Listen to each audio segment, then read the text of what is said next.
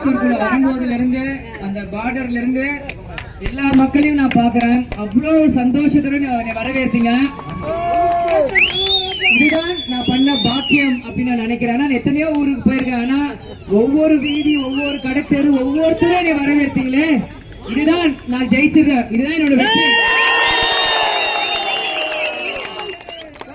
இதே வீதியில எத்தனையோ பிரச்சாரம் பண்ணிருக்கேன். இதே வீதியில எத்தனையோ சாத்தூரோட சேல் சாப்பிட்டிருக்கேன்.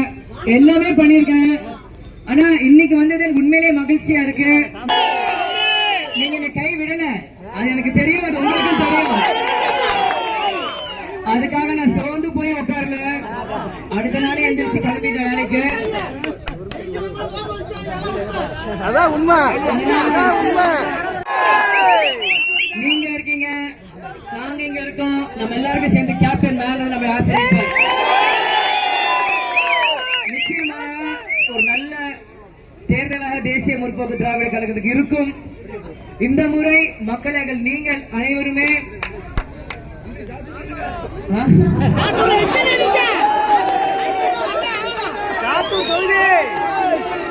ஒரு பக்கம் சாத்தூரில் இல்லைன்றாங்க, ஒரு பக்கம் அருப்புக்கோட்டையில் இல்லைன்றாங்க, ஒரு பக்கம் விருதுநகரில் இல்லைன்றாங்க, ஒரு பக்கம் திருப்பரங்குன்றம், ஒரு பக்கம் திருமங்கலம்.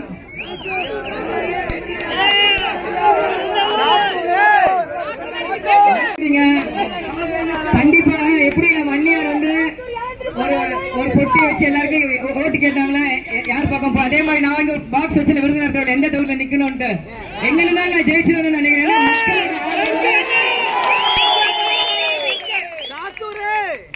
எனக்கு தெரியும் இல்லையான்ட்டு நான் சொல்ல முடியாது.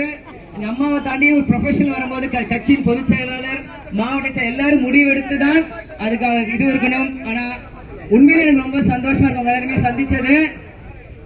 கண்டிப்பாக உங்க எந்த பிரச்சனையாக இருந்தாலும் அதுக்கான காலம் வரும்.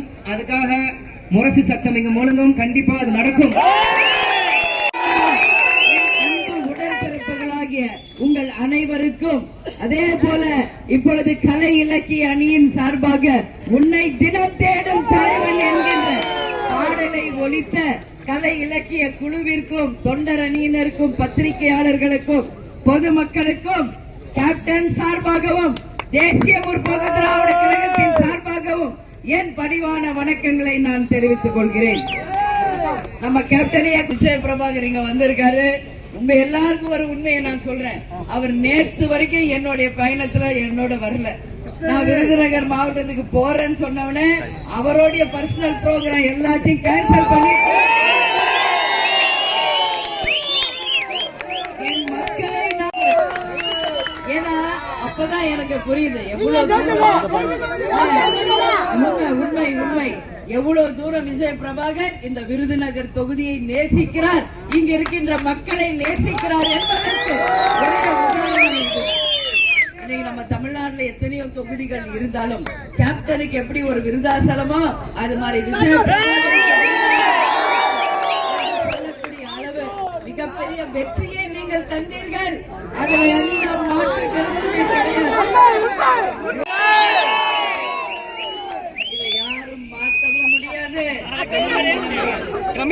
வந்து வேற ஒருத்தர் ஜெயிச்சதாக அறிவிக்கப்பட்டார். மக்கள் மனதில் நீங்க இடம் பிடித்த ஒரே வேட்பாளர் விஜய். உங்க அத்தனை பேர் வாக்கும் நம்ம தம்பிக்கு நீங்க கொடுத்தீங்க. அதற்கு முதலில் உங்கள் அனைவருக்கும் என்னுடைய பணிவான வணக்கங்களை நன்றிகளை நான் தெரிவிக்கிறேன். ஏன்னா இது கேப்டன் பிறந்த சொந்த மண். அருப்புக்கோட்டையில ராமானுஜபுரம், அங்கதான் கேப்டனோட அப்பா எங்க மாமனார் பிறந்து வளர்ந்து கேப்டன் பிறந்து அதற்கு பிறகுதான் கேப்டன் மதுரைக்கு சென்று அப்புறம் சென்னைக்கு வந்தார். அதனால பூர்வீகம் அப்படின்னு ஒண்ணு இருந்தா அது வந்து விருதுநகர் நான் தெரிவிச்சுக்கிறேன். அதே மாதிரி இன்னைக்கு நம்ம பார்த்தோம்னா உள்ளம் தேடி இல்லம் நாடின்னு தமிழகம் முழுவதும் சென்று நம்ம கழகத்தினரை நாம் சந்திச்சுக்கணும். இங்க நிக்கிறாரு தலைவர். இங்க ரதம் தெரியுதா? நம்ம ரதம் தெரியுதா? இந்த ரதம் தலைவருக்கு இலங்கை வாழ் தமிழ் மக்கள் அன்பு பரிசாக தரப்பட்டது. இதுவரை இதுவரைக்கும் அரசியல் வரலாறில் எந்த ஒரு தலைவருக்கும் மக்கள் பரிசு கொடுத்தது. ஆனா கேப்டனுக்கு இலங்கை வாழ் தமிழர்கள் கொடுத்த அன்பு பரிசு இந்த ரதம் என்பதை பெருமையோடு இந்த நேரத்தில் நான் சொல்றேன். அதனாலதான் தலைவர் இல்லாம நம்ம எங்கேயாவது வந்திருக்கோமா? இல்ல. அதனாலதான் இன்னைக்கு தமிழ்நாடு முழுக்க கேப்டனுடைய ரத யாத்திரை, அவருக்கு தரப்பட்ட அந்த அன்பு வைக்கணும், பஸ் வைக்கணும், புடவை வாங்கி தரணும், வேட்டி வாங்கி தரணும், அதுக்கு மேல 100 தரணும், சோறு தரணும், பீர் தரணும், என்னென்னமோ தரணும். ஏதாவது கொடுத்தாமா? எல்லாமே கொடுக்குறாங்க. கொடுத்தத ஆமா, அப்படிதான் அவங்கள கூட்டத்தை காமிக்க முடியும். இங்க நிக்கிறீங்களா எவ்வளவு பேரு, தலைவர் சொல்ற மாதிரிதான் இங்க நம்ம விடுற மூச்சு காத்துல எங்கேயாவது ஜாதி மதம் இங்க இருக்கா? நாம் அனைவரும் ஒரே வீட்டு குழந்தைங்க மாதிரி, இது ஒரு குடும்பம் அப்படின்னு நம்ம நிலைநாட்டிக்கிட்டு இருக்கோம். அதனால சொல்றேன், இதுதான் உண்மையான விசுவாசம் மிக்கவர்கள். இங்க இருக்கீங்களா? உங்களுக்கு ஏதாவது சொன்னாங்களா, கொடுத்தாங்களா? ஏன் எல்லாரும் இங்க இருக்கீங்க? சொல்லிக்கு, அந்த அன்புக்கு, அந்த விசுவாசத்திற்கு கட்டுப்பட்டு வந்த அத்தனை பேருக்கும் தலைவர் சார்பாக பதில் சொல்லிக்கிட்டு தான் வர. இங்கேயும் இருப்பாங்க பிரஸ். அவங்களுடைய முதல் கேள்வி அதுதான், யாரோட கூட்டணி, எப்ப அறிவிப்பீங்க? இதுதான் அனைவரோட ஒரே கேள்வி.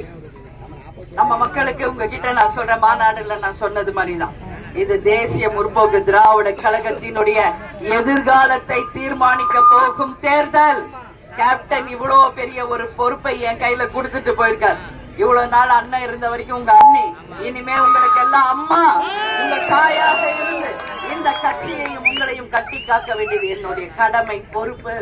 அந்த கடமையும் பொறுப்பும் இருப்பதனாலதான் சிந்திச்சு யோசிச்சு ஒரு சரியான முடிவை எடுக்கிறதுக்கு தான் நம்ம கொஞ்சம் டைம் எடுத்துக்கிட்டு இருக்கோமே ஒழிய வேற எதுவுமே கிடையாது. ஆனால் உண்மையாக சொல்கிறேன், உங்கள் விருப்பம் என்னவோ அதுதான் உங்களுடைய அண்ணியினுடைய விருப்பம். நீங்க யாருடன் கூட்டணி அமைக்க வேண்டும் என்று நினைக்கிறீர்களோ அதுதான் என்னுடைய எண்ணமும் என்பதை இந்த நேரத்தில் நான் உறுதியாக சொல்றேன்.